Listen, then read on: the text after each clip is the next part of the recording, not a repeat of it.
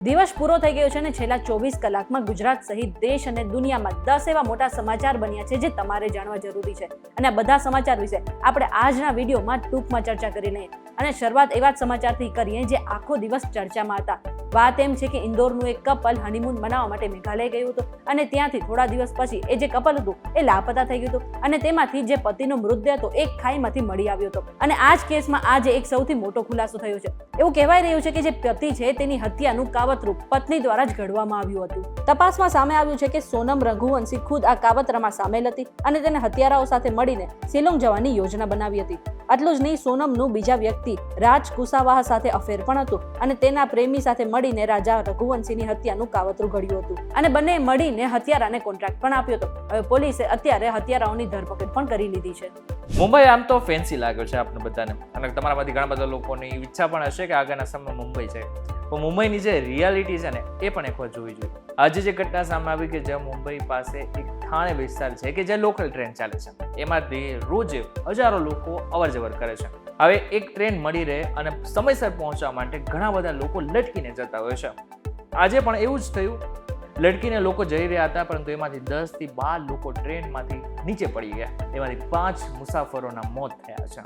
જોકે આ બાદ રેલવે મંત્રાલયે તરત નિર્ણય લીધો છે. તેમણે કહ્યું છે કે આગળના સમયમાં જેટલી પણ લોકલ ટ્રેનો ચાલે છે એમાં બધામાં ઓટોમેટિક ડોર્સ લગાવવાના રહેશે, એટલે કે જેટલા પણ લોકો અંદર હશે આ બાદ જ ડોર બંધ થશે, બસમાં કોઈ જ ઊભું નહીં રહી શકે. પરંતુ પ્રશ્ન થાય છે કે 5 લોકોના જીવ લીધા બાદ જ કેમ આ નિર્ણય લેવામાં આવ્યો છે? હવે કોરોનાની વાત કરી લઈએ તો એવું કહેવાય રહ્યું છે કે આખા દેશમાં કોરોનાના એક્ટિવ કેસની સંખ્યા 6500 ને પાર પહોંચી ગઈ છે.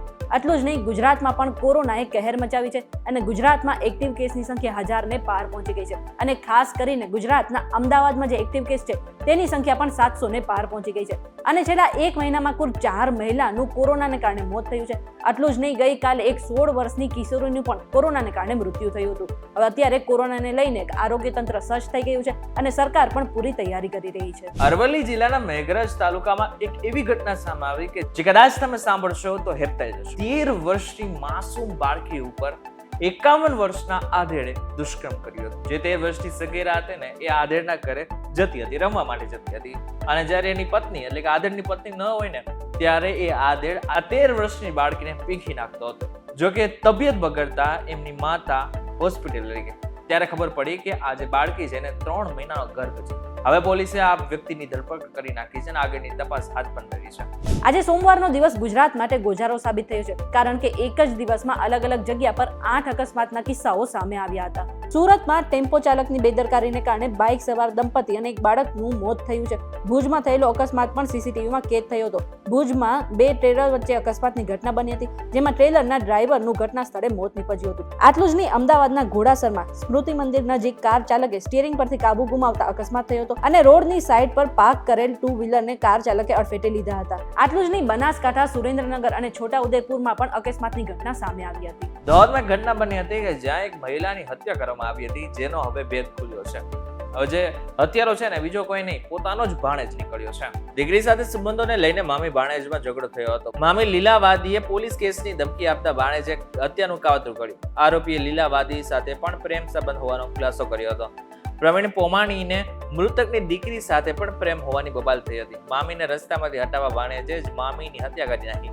મહત્વનું છે કે શુક્રવાર આરટીઓ ચેકપોસ્ટ પાસેથી મહિલાનો મૃતદેહ મળ્યો હતો. પોલીસે 100 જેટલા સીસીટીવી ચેક કરી આરોપી સુધી પહોંચી હતી. જો કે પોલીસે આગળની તપાસ પણ હાથ ધરી છે. હવે વરસાદની વાત કરી લઈએ તો છેલ્લા ઘણા સમયથી ગુજરાતવાસીઓ વરસાદની રાહ જોઈ રહ્યા છે, પરંતુ ચોમાસાની ઓફિશિયલી એન્ટ્રી હજુ પણ ગુજરાતમાં નથી થઈ. એવું કહેવાય રહ્યું છે કે આવનાર 7 દિવસ સુધી ગુજરાતમાં છૂટો છવાયો વરસાદ પડી શકે છે, પરંતુ હવામાન વિભાગે કહી દીધું છે કે 18 જૂન પછી ચોમાસું જે છે એ વિધિવત રીતે રાજ્યમાં પહોંચે. તો આ તરફ પરેશ ગોસ્વામીની પણ એવી જ કંઈક આગાહી છે. એમને કહ્યું છે કે 20 જૂન પછી જે ચોમાસું છે એ ગુજરાતમાં વિધિવત રીતે પ્રવેશી શકે છે અને અંબાલાલ પટેલે કહ્યું છે કે 15 જૂન પછી ચોમાસાની વિધિવત રીતે ગુજરાતમાં એન્ટ્રી થઈ જશે. અવારનવાર અનેક સરકારી બિલ્ડિંગોને બોમ્બથી ઉડાવી નાખવાની ધમકી મળતી હોય છે. ફરી એકવાર આવી જ એક ધમકી મળી છે, પરંતુ આ વખતે જે ધમકી મળી છે ને ગુજરાત હાઈકોર્ટને મળી છે. એક મેઇલ મળ્યો છે કે જેમાં લખવામાં આવેલું હતું કે સાંજે અમે ગુજરાત હાઈકોર્ટને ઉડાડી નાખશું. જો કે આ બાદ શું થયું? આ બાદ તરત જ બોમ્બ સ્કોટ પહોંચી ગયો હતો ને તરત તપાસ કરવાની શરૂઆત પણ કરી નાખી હતી. જો કે હજુ સુધી કંઈ મળ્યું નથી. જો કે 2 વાગ્યા બાદની જેટલી પણ કોર્ટની કાર્યવાહી હતી ને એને સ્થગિત કરી નાખવામાં આવી હતી. ઓપરેશન સિંદૂર પછી આપણો પાડોશી દેશ એટલે કે પાકિસ્તાન ઘણું ડરી ગયું છે અને અત્યારે તેમને અમેરિકા પાસે જે હથિયારો છે તે ખરીદવા માટે અપીલ કરી છે. પાકિસ્તાની પ્રતિનિધિ મંડળે અદ્યતન અમેરિકન હથિયારોની માંગ કરી હતી. પાકિસ્તાનના કેન્દ્રીય મંત્રીએ અમેરિકાને એર ડિફેન્સ સિસ્ટમ અને ફાઇટર વિમાનો વેચવા માટે વિનંતી કરી હતી. તેમણે કહ્યું કે ભારત 80 વિમાનો સાથે આવ્યું હતું, જેમાં 400 મિસાઇલ હતી, જેમાંથી કેટલાક પરમાણુ હથિયારો લઈ જવા માટે પણ સક્ષમ હતા. તમે જોયું હશે કે અમારી સાથે શું થયું છે. જો અમારી પાસે એર ડિફેન્સ સિસ્ટમ ન હોત તો અમે કાટમાળમાં ફેરવાઈ ગયા હોત. ભારત જે ટેકનોલોજીનો ઉપયોગ કરી રહ્યું છે તે ખૂબ જ અદ્યતન છે, તેથી અમે કહી રહ્યા છીએ કે અમને પણ એવી ટેકનોલોજી આપો. સાથે એમને એમ પણ કહ્યું છે કે અમે ઈચ્છીએ છીએ કે અમે અમેરિકા પાસેથી આ બધી ટેકનોલોજી ખરીદી લઈએ. અમેરિકન પ્રમુખ ડોનાલ્ડ ટ્રમ્પ પોતાના દેશમાં ઘેરાઈ રહ્યા હોય ને એવું લાગી રહ્યું છે. કારણ કે સૌથી પહેલા તો એમણે નિર્ણય લીધેલો હતો કે જેટલા પણ લોકો ગેરકાયદેસર રીતે અમેરિકામાં રહી રહ્યા છે ને એમ બધા જ લોકોને બહાર કાઢવામાં આવશે. પરંતુ હવે શું થઈ રહ્યું છે, ત્યાંના નાગરિકો અને જે લોકો ગેરકાયદેસર રીતે રહી રહ્યા છે એ બધા જ લોકો ટ્રમ્પનો વિરોધ કરી રહ્યા છે. એવો વિરોધ કરી રહ્યા છે કે જેને કારણે ટ્રમ્પને અલગ અલગ રીતે આ બધા જ લોકોને જેલ હવાલે કરવા પડી રહ્યા છે અને આની સાથે ટીયર ગેસ પણ છોડવા પડી રહ્યા છે. રાષ્ટ્રપતિ ડોનાલ્ડ ટ્રમ્પે કેલિફોર્નિયા નેશનલ ગાર્ડના 2000 સૈનિકોને શહેરમાં તૈનાત કરવાનો આદેશ આપ્યો.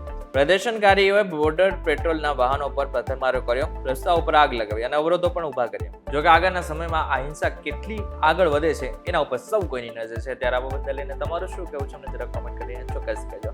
વિડીયો પસંદ આવે તો વિડીયોને લાઈક અને શેર જરૂરથી કરજો. તો આવા જ ઇન્ફોર્મેટિવ વિડીયોઝ માટે વીટીવી ડિજિટલ સાથે જોડાયેલા રહેજો.